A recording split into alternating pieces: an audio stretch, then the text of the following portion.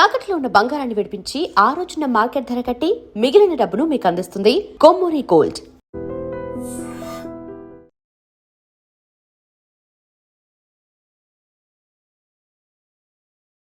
Hello views, welcome to I dream media. వరుస road ప్రమాదాల కారణంగా ఆ కుటుంబం అంతా కూడా చిన్న భిన్నమైపోయింది. సో ఇంటికి పెద్ద దిక్కుగా కుటుంబ బాధ్యతను మోసినటువంటి కొడుకు 8 నెలల క్రితం రోడ్డు ప్రమాదం కారణంగా మరణించాడు. ఆ కొడుకు ఎవరైతే ఉన్నారో ఆయన కూడా బస్ డ్రైవర్గా ప్రైవేట్ ట్రావెల్కి సంబంధించి విధులు నిర్వహిస్తూ కాశీ ప్రయాణానికి వెళ్ళే యాత్రికులకి డ్రైవర్గా వెళ్ళేవాడు. అదే ప్లేస్లో తండ్రి కూడా మరణించడం. తండ్రి శ్రీనివాసరావు విజయనగరం జిల్లాకు చెందినటువంటి నెల్లిమర్ల నియోజకవర్గం సారిపల్లి గ్రామానికి చెందినటువంటి శ్రీనివాసరావు కాశీ ప్రయాణానికి వెళ్ళి, అంటే డ్రైవర్గా ఆయన ప్రైవేట్ ట్రావెల్స్లో విధులు నిర్వహిస్తున్నాడు.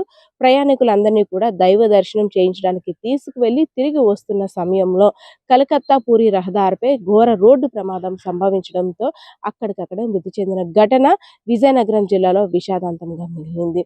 సో 8 నెలల క్రితం కొడుకు డ్రైవర్గా పనిచేస్తూ అనంతలోకాలకి వెళ్ళిపోయాడు. నా పైన వయసు పైభారం పడినప్పటికీ కూడా నా కుటుంబానికి నేను పెద్ద దిక్కుగా వ్యవహరించాలి అనేసని వారం రోజుల క్రిందట, అంటే 8 నెలలుగా ఈయన డ్రైవర్ వృత్తి నిర్వహిస్తున్నప్పుడు కూడా వారం రోజుల క్రిందట కాశీ యాత్ర కోసం భక్తులు అందరూ కూడా కాశీ దర్శనం చేసుకుని పుణ్యక్షేత్రాలన్నీ కూడా సందర్శించి ఇంకా కలకత్తా నుండి పూరి వస్తున్న సమయంలో ఇంకా పూరి యాత్రకు కూడా వెళ్లాల్సి ఉంది.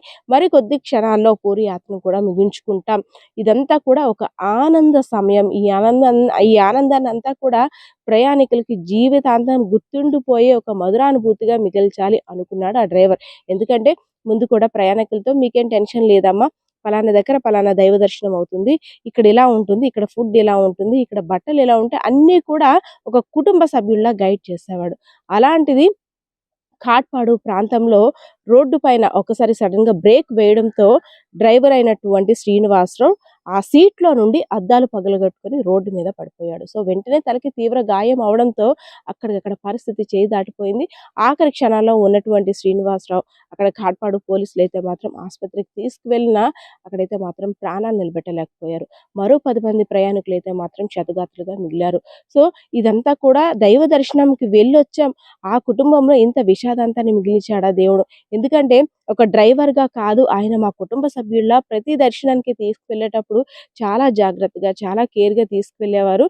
డ్రైవింగ్లో కూడా నా కొడుకు గతంలో ఇలాగా మరణించాడమ్మా, చాలా జాగ్రత్తగా వెళ్ళాలి, ఈ రోడ్డు అంతా కూడా చాలా ప్రమాదం, చాలా జాగ్రత్త చూసుకోవాలని ఎప్పుడు కూడా మాకు సజెస్ట్ చేసేవాడు. మీరు ధైర్యంగా ఉండండి, మీకు నేను భరోసా ఉన్నానంటూ ఎప్పుడు కూడా హామీ ఇచ్చాడు.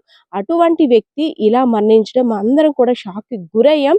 మరి కాసేపట్లో యాత్ర అంతా ముగించుకొని ఇంటికి వెళ్ళి బ్రతుకు జీవుడా అంటూ మాకు పుణ్యం కలిగింది అని అనుకునే లోపు ఇలాంటి విషాదం మా బస్సులో జరగడం నిజంగా అత్యంత బాధాకరం. అంటే అక్కడ ప్రయాణిస్తులు లబోదిబోమంటున్న పరిస్థితి.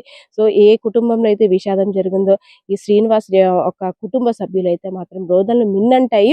కుటుంబం మీద మా కుటుంబం మీద దేవుడు పగబట్టాడా, 8 నెలల క్రితం కొడుకును తీసుకుపోయావు, అదే విధంగా ఇప్పుడు శ్రీనివాసరావు గారిని తీసుకుపోయావు. ఇదంతా కూడా రోడ్డు ప్రమాదం, వరుస రోడ్డు ప్రమాదాల కారణంగా మా కుటుంబం అంతా కూడా రోడ్డును పడేసావు దేవుడా అంటూ కూడా కుటుంబ సభ్యులు రోధిస్తున్న పరిస్థితి.